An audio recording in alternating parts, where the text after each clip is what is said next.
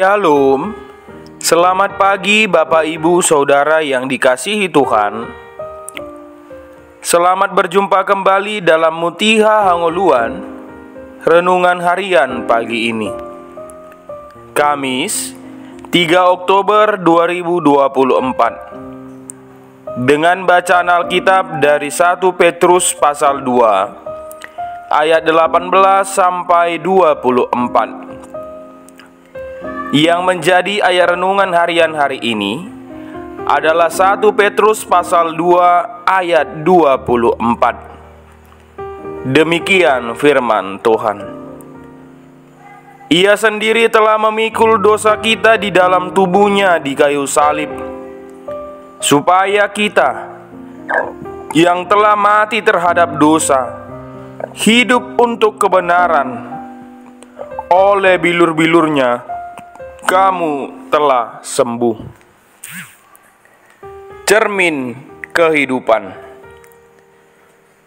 Cermin adalah permukaan yang licin dan dapat menciptakan pantulan bayangan benda dengan sempurna. Menurut saya, cermin adalah benda yang paling jujur. Coba bercermin saat sedang tertawa, cermin juga menunjukkan bahwa kita sedang tertawa. Apa yang kita buat di depan cermin, itu yang ditampilkan. Di depan cermin kita tidak bisa menipu diri. Di depan cermin kita tidak bisa memanipulasi diri kita. Dan di depan cermin juga kita tidak bisa bersandiwara. Oleh sebab itu, di depan cermin apa yang kita tampilkan menunjukkan identitas diri kita. Cermin itu sama dengan tingkah laku kita. Ketika kita menunjukkan tingkah laku kita dalam dunia ini tanpa sadar, kita sedang mencerminkan identitas diri kita. Teks ini merupakan dasar teologis untuk merespon penderitaan karena ketidakadilan. Solusi untuk bertahan dalam penderitaan adalah dengan meneladani penderitaan Kristus. Kristus telah menderita, maka sebagai pengikut-pengikutnya, kita pun harus siap menderita. Penderitaan yang dialami mereka bukan menjadi alasan untuk melakukan pembalasan atau melakukan kejahatan seperti mereka, melainkan menjadi cambuk untuk mempraktikkan cara hidup yang benar. Umat Kristen Indonesia tidak perlu frontal merespon dengan kekerasan semua ketidakadilan yang masih dirasakan karena iman kepada Yesus Kristus. Sikap yang perlu diambil adalah meneladani Tuhan Yesus dengan cara diam, berserah pada Tuhan, mengingat kasih karunia Tuhan, dan menunjukkan identitas diri sebagai Kristen sejati. Yesus memilih untuk diam ketika harus masuk dalam penderitaan salib. Sekalipun ia mempunyai potensi untuk membalas, tetapi ia memilih taat akan panggilan Bapa untuknya.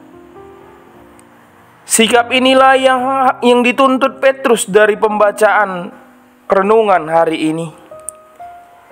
Sekalipun mulut tetangga mencela dan menyakiti kita, mereka harus tetap menutup mulut dan menahan segala penderitaan itu.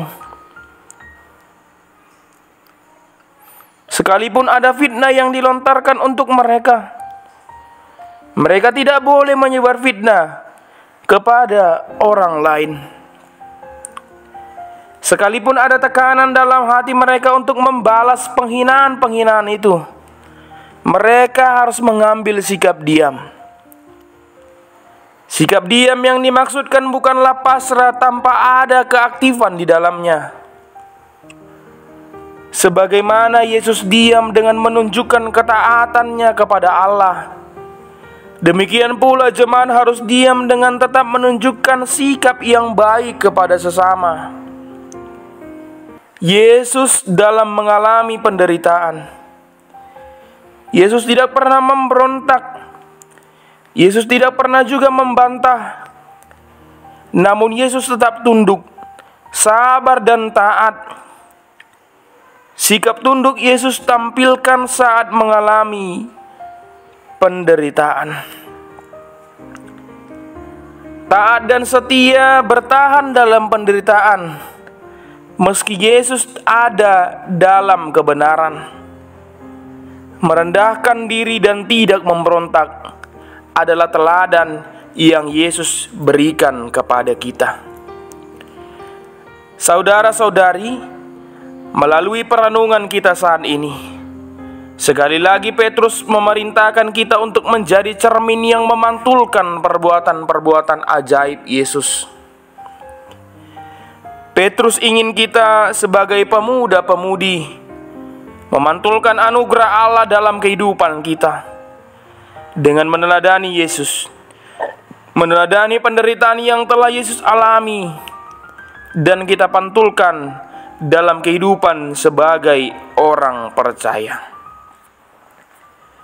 Kita hidup dalam kebenaran oleh karena darah Yesus yang tertumpah, dan kita harus menjadi cermin yang memantulkan perbuatan kasih Yesus kepada dunia. Kita berdoa. Terima kasih Tuhan Yesus yang memberikan kami teladan dalam kasih dan kebenaran. Oleh darah-Mu kami sembuh, dan oleh darah-Mu kami tidak mati karena dosa kami. Amin. Renungan harian hari ini ditulis oleh Nurpita Simanjuntak STH. Demikianlah renungan harian hari ini. Selamat beraktivitas, Tuhan Yesus memberkati. Shalom.